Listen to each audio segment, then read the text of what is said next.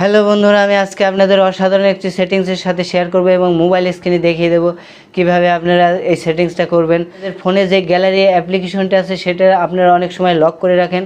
তো আজকের এই ভিডিও দেখার পরে থেকে আপনাদের এই গ্যালারি আর লক করে রাখতে হবে না।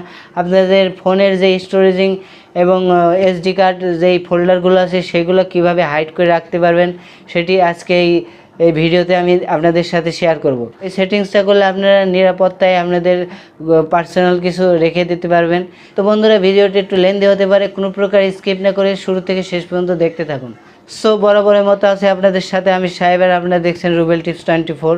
তো বন্ধুরা, চলুন ভিডিওটি শুরু করা যাক। ভিডিওটি শুরু করার আগে মোবাইল টেক রিলেটেড নতুন নতুন ভিডিও পেতে এই চ্যানেলটি সাবস্ক্রাইব করে রাখুন। চ্যানেলটি সাবস্ক্রাইব করে পাশে থাকা বেল আইকনটি বাজিয়ে রাখুন। সো পরের ভিডিও নোটিফিকেশন পেয়ে যাবেন ইজিলি। তো চলুন বন্ধুরা, আর কথা না বাড়িয়ে ভিডিওটি শুরু করা যাক।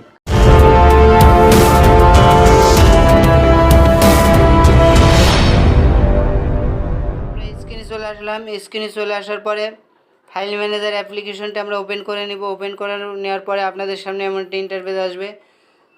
ওপরে দিকে 3 লাইন বলে একটা অপশন দেখতে পারবেন। 3 লাইনে ক্লিক করব। 3 লাইনে ক্লিক করার পরে সেটিংসে ক্লিক করব। সেটিংসে ক্লিক করার পরে ডিসপ্লে হেডিংস ফোল্ডার বলে একটা অপশন আছে। এটা যদি এরকম অফ থাকে তাহলে এটাকে অন করে দেবেন। অন করে দেওয়ার পরে ব্যাকে চলে আসব। ব্যাকে চলে আসার পরে আমরা এখান থেকে একটু নিচের দিকে আসলেই ফোন স্টোরেজিং বলে একটি অপশন দেখতে পাবো। তা আমরা ফোন স্টোরেজিংয়ের উপরে ক্লিক করব। ক্লিক করার পরে এখানে ফোন স্টোরেজিং যত ফোল্ডার আছে সবগুলো এখানে শো করবে। তো আমি এই ফোল্ডারে যে ছবিগুলো আছে এইগুলা আমি হাইড করে আপনাদের দেখাবো। এখানে আমি একটা ফোল্ডার বানিয়ে নেব। ফোল্ডার বানানোর জন্য আমরা 3 লাইন মেনুতে ক্লিক করব। ক্লিক করার পরে নিউ ফোল্ডারে চলে যাব। তো আমি এখানে নিউ ফোল্ডারই রাখবো, এখানে কোনো নাম লিখবো না। তো এখানে একটি আপনাদের কাজ করা লাগবে, ছোট্ট একটি কাজ। তো আপনারা বাম সাইডে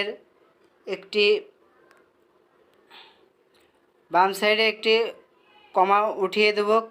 কমা উঠিয়ে দেওয়ার পরে আপনাদের এখানে টিক চিহ্ন বলে একটা আইকন দেখতে পাচ্ছেন। এই টিক চিহ্নের উপরে ক্লিক করে দেব।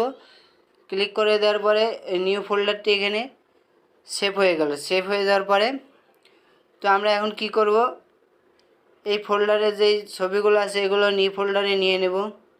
তার জন্য আমি মার্ক করে মুভ করে দিব। ফোল্ডারে ঢুকে মুভ করে নিলাম। তারপরে ব্যাকে চলে আসবো। ব্যাকে চলে আসার পরে আর এই নিউ ফোল্ডারে এই ছবিগুলো চলে আসছে। তো আমি এই ফোল্ডারটি আমি হাইড করে আপনাদের দেখাবো। তার জন্য আবার 3 লাইন মেনুতে চলে যাব। যাওয়ার পরে সেটিংয়ে চলে যাব। সেটিংয়ে যাওয়ার পরে এটাকে অফ করে দেব। অফ করে দেওয়ার পরে আমরা ব্যাকে চলে আসবো। দেখুন ওই নিউ ফোল্ডারটি আর এখানে নেই। তো আপনাদের সুবিধার জন্য আপনারা গোপন কোনো তথ্য রাখলে আপনারা এভাবে আপনাদের ফোল্ডারটি হাইড করে রাখতে পারবেন। তো আপনাদের কোনো অ্যাপ্লিকেশন লক করা লাগবে না। এভাবে আপনারা যদি হাইড করে রাখেন তাহলে আপনাদের সুবিধা হবে, কেউ বুঝবে না। ফাইলটা আপনাদের দরকার হয় তাহলে আবার এই 3 লাইন মেনুতে ক্লিক করবেন। ক্লিক করার পরে সেটিংয়ে ক্লিক করবেন। সেটিংয়ে ক্লিক করার পরে ডিসপ্লে হেডিংস ফোল্ডার এটা অন করে দিবেন। অন করে দিয়ে ব্যাগে চলে আসবেন।